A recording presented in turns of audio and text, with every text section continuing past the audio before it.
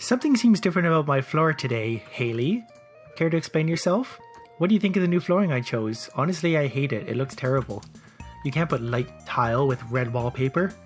Idiot. She's getting a divorce for that. Hello everyone! Today I've got a few more really amazing mods to show you, and they actually work really well together. That's why I'm putting them together for this video. I've been thinking about them for a while, trying to figure out how to do it, and I think I've got a pretty good idea now, and they're all really easy to install. That admittedly was part of the problem at the beginning. I couldn't figure out how to install them because I was being an idiot, but now I've got them all working and it's all really easy to do, so let's get started. The first thing we need to do is go and see Pierre to buy some new items, but first I want to see how Pam interacts with the slimes. Apparently they don't seem to mind her, and she doesn't seem to mind them. That's not a big surprise, I think Pam is a slime. Anyways, back to Pierre, we need to buy some things. Today, Pierre has a few new items for sale. Scrolling all the way down to the bottom, we have what's called a giant crop ring. 5,000 gold, increases your chance of growing giant crops if you wear it before going to sleep. We'll buy 2 of those for 10,000 gold. Also, the keener observers in the audience may have noticed there's also a seed bag, 30,000 gold. We'll go ahead and buy one of those. And of course, while we're at it, we need some crops that can grow into giant crops. In summer, which it is currently, those are melons, so we're going to buy a whole bunch of those. I have no idea how many I need, but I'm just going to buy like 1,000 because I have too much money anyway. I think I'm up to the hundreds of billions of dollars at this point. Now, what we do with that seed bag, I will show you. Open your backpack, you can then place the seeds into the seed bag with a right click.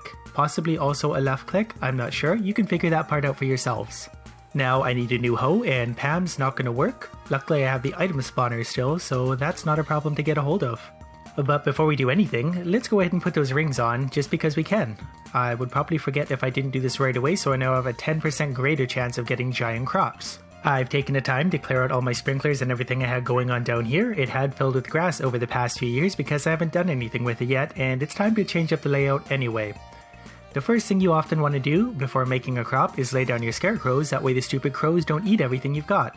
But there always seems to be the question of where do I put the scarecrows to use them efficiently? You don't really know how big the spaces are. Well, I can tell you that they reach approximately 8 spaces in any direction, but thanks to this mod, you don't have to guess anymore. This mod is called the range display for scarecrows and sprinklers. Simply press F2 to activate it and it will show you how far away things can reach. Put the scarecrow down, press F2, that's how big they actually reach. As you can see, it's a really big space. It's always a lot bigger than I think it is. I always go overboard with scarecrows. Not anymore though. In fact, I think I could place this one a little more to the left and it will cover both this little space and this whole space over here. This is also a rare crow, by the way, in case you're wondering. Okay, we can't quite cover it all, that's okay. The crows gotta eat too. I'm okay with that. I'm pretty rich anyway, I can lose a few dollars.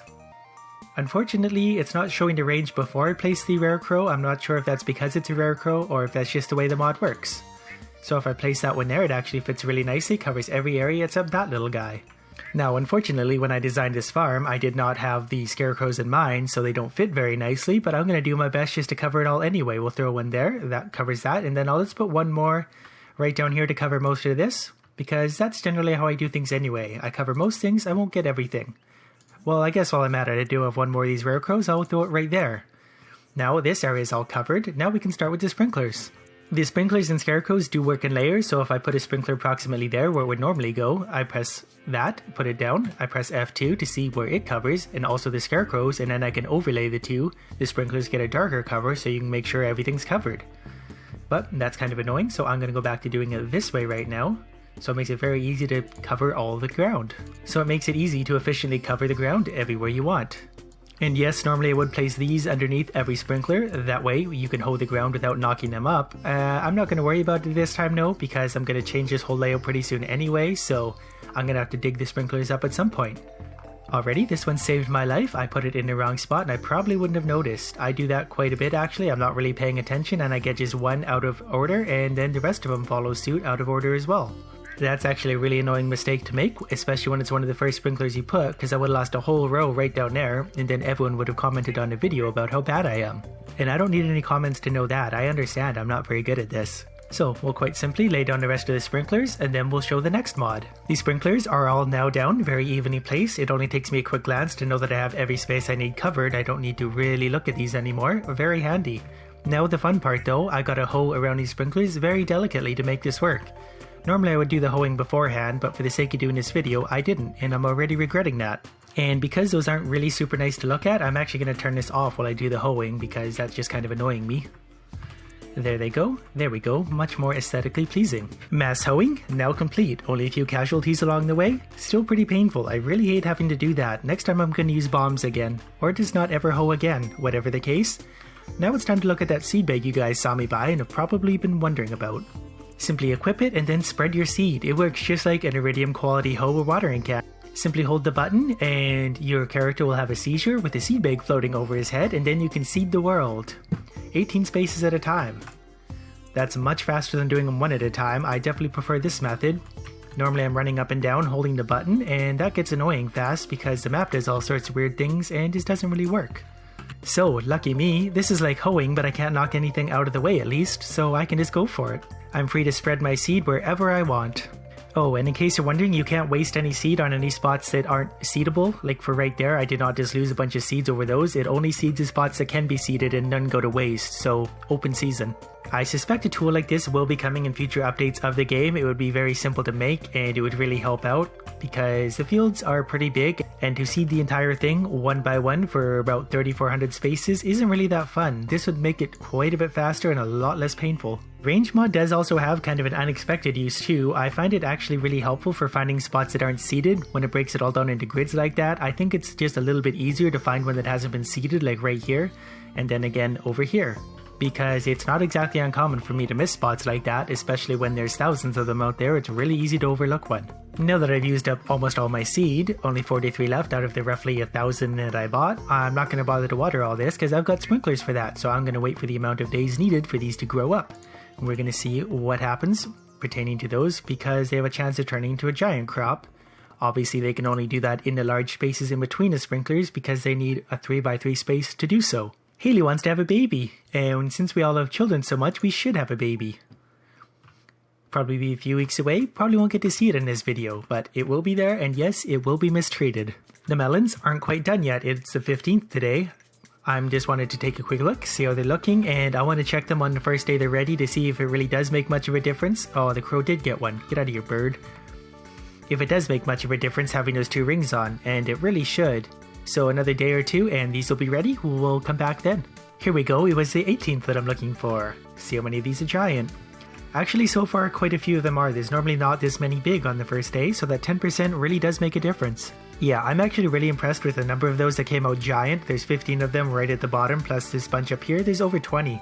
Probably actually closer to 30 giant melons already. So that's really good. Unfortunately, those stupid Junimos are already harvesting those away because, if you don't know, if you continually water fully grown melons, they still have a chance to turn into giant ones. So before they get too carried away, we're going to sleep for a few more days and we should get even more giant melons. And for those of you that don't know the significance of giant fruit, there's not really much of one. They just occupy 9 spaces, but they'll give you up to double that amount. I think they can give you up to 20 melons. It just utilizes the room a little bit more efficiently, that's all. Checking again today, the crow got another one over there. Once again, don't care about that. Looking around more, there's even more giant melons. They grow in rows like that in a unique order. The rainy 23rd today, 5 days after they matured.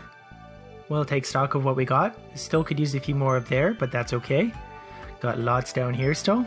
Only a few more really popped up over the last few days. I thought there'd be a lot more, but the initial amount of giant melons, thanks to those 2 rings, was really huge. You'd never get that without those rings.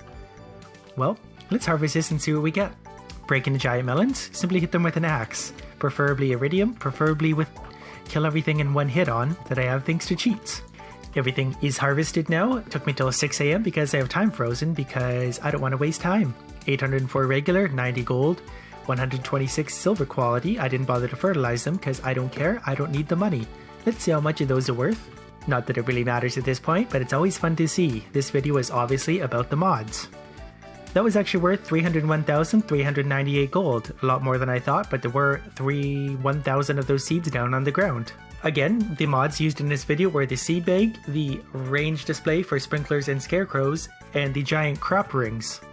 I'll put links to those in the description. If I miss any or screw it up, please let me know and I will fix it right away. Lots more fun ideas coming out for Stardew Valley over the weekend and a few other games. I am going to get back to my time at Portia, however you say it. Someone want to let me know how to say that actually, that would be great. Those videos should be coming out tomorrow, maybe a few live streams over the weekend.